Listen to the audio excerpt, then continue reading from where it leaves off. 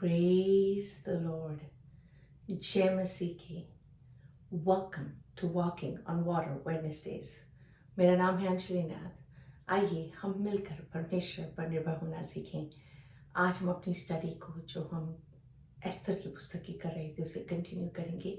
आज हम चैप्टर 1 उसकी वर्स 16 to 19 को देखेंगे।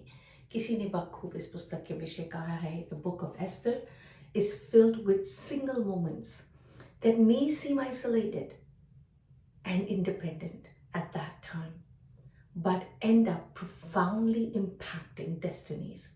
These moments occur whenever a division, encounter, or action becomes pivotal in the storyline.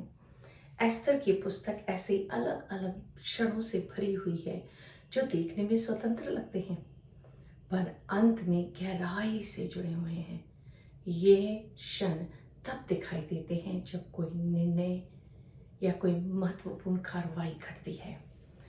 And इस समय हम देखेंगे जैसे क्वीन वाष्टी डिथ्रोन हो रही हैं, कैसे परमेश्वर स्टेज तैयार कर रहे हैं रानी एस्तर के लिए। हमने पिछले हफ्तों में देखा कैसे राजा हुक्म देते हैं कि उनकी रानी को मुकुट पहनकर इन प्रधानों के सामने पेश किया जाए। एंड कैसे क्वीन इनकार करती हैं क्योंकि ये नशे से भरे हुए लोग हैं जो 180 दिनों से इस भोज में एंडलेसली दाकमधु पी रहे हैं। और जब वो इनकार करती हैं कैसे राजा क्रोध से भर जाते हैं, कैसे उनकी बेइज्जती हो रही है इन प्रधानों के सामने जिन्हें वो अपना सारा राजसी वैभव शो ऑफ करने में लगे हुए हैं। और कैसे उनकी बीवी ही रानी होते हुए भी इनकार करती हैं, जबकि उस कल्चर में नॉर्मल हाउस होल्ड की औरतें भी अपने पति को आज्ञा का इनकार नहीं करती थी। अब वो सबके सामने अपमानित हो रहे हैं और अपने ज्ञानियों को, अपने एडवाइजर्स को बुलाते हैं एडवाइस के लिए। वर्स 16 सेज, तब ममुखान ने राजा और हाकिमों की उपस्थिति में उत्तर दिया, रानी वष्टी ने जो अनुचित काम किया है वह न केवल राजा से परंतु सब हाकिमों से और उन सब देशों के लोगों से भी जो राजा सरयक्ष के सब प्रधानों में रहते हैं। So she's done a huge thing to say no to her husband. Instead of last time हमने देखा हम किस एडवाइजर्स के पास जाते हैं अपनी एडवाइस लेने, right? Specially in moments like divorce. Understandable कि यहाँ पर परमेश्वर क्वीन एस्तर के लिए स्टेज तैयार कर रहे हैं, बट द फैक्ट दैट एक रॉन्ग एडवाइस कैसे इंसान के entire rest of the future को बर्बाद कर सकती है।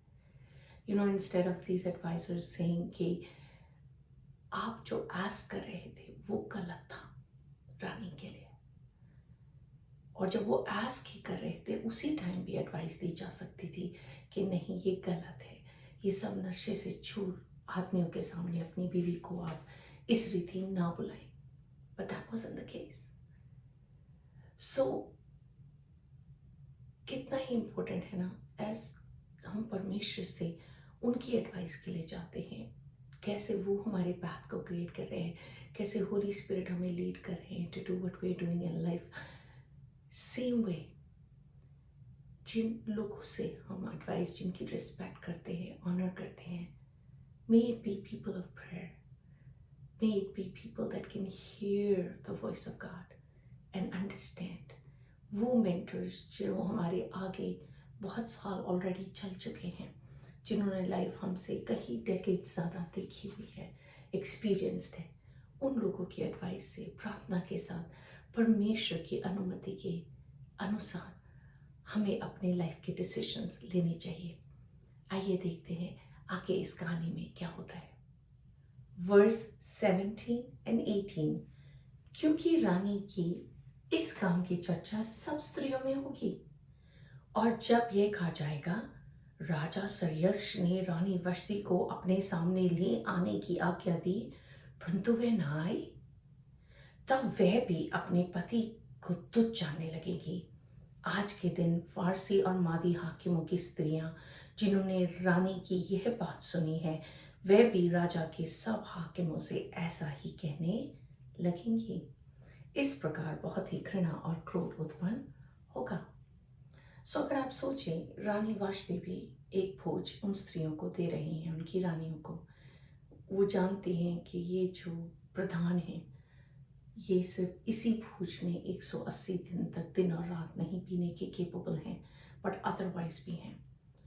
एंड उसका इम्पैक्ट कैसे उनकी रोज़ाना की ज़िंदगी पर भी पड़ रहा है, और कैसे वो भी अपने पतियों से खुश नहीं होंगी, और हु नोस उनके हाउस होल्ड में क्या कॉन्फ्लिक्ट चल रहा है। एंड क्वीन वाष्टी का ये स्टैंड लेना इन सब को भी रिप्रेजेंट कर सकता है। Verse 19, the pivotal verse in the whole book.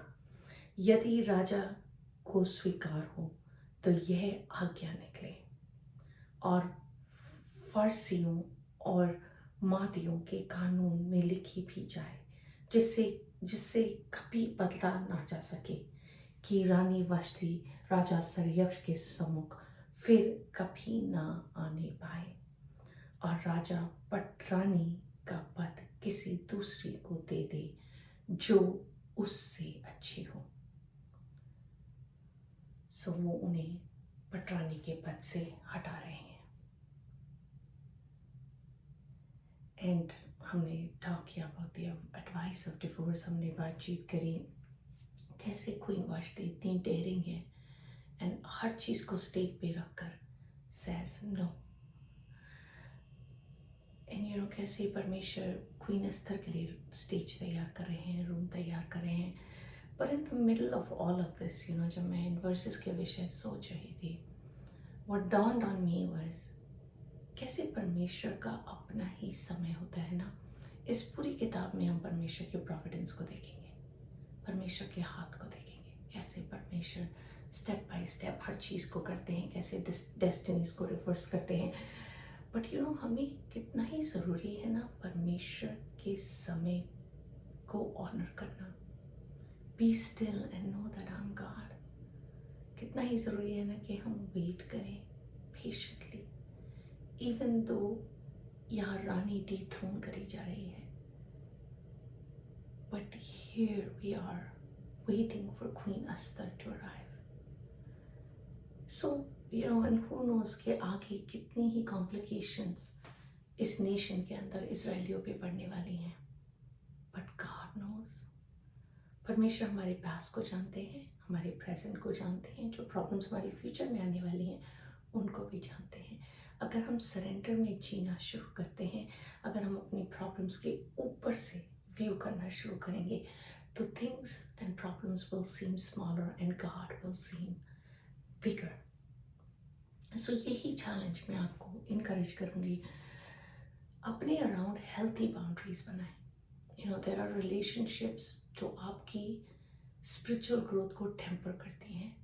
उन रिलेशनशिप्स को काटें और छांटें और अपने आप को वो समय दें, उन लोगों से सराउंड करें जो आपकी बढ़ने में कोशिश करती हैं।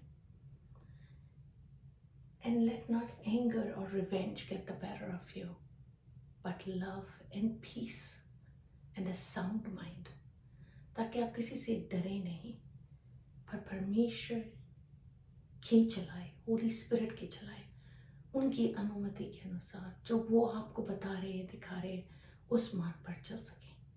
And allow God to open a way. आइए हम प्रार्थना में ही चलते हैं। परमेश्वर, हम आपका धन्यवाद करते हैं, आपको धन्य कहते हैं। प्रभु यीशु मसीह, हम इस समय प्रभु अपनी तमाम चीज़ों को, अपनी बातों को, अपनी परेशानियों को आपके पास लाते हैं। God, we come in surrender.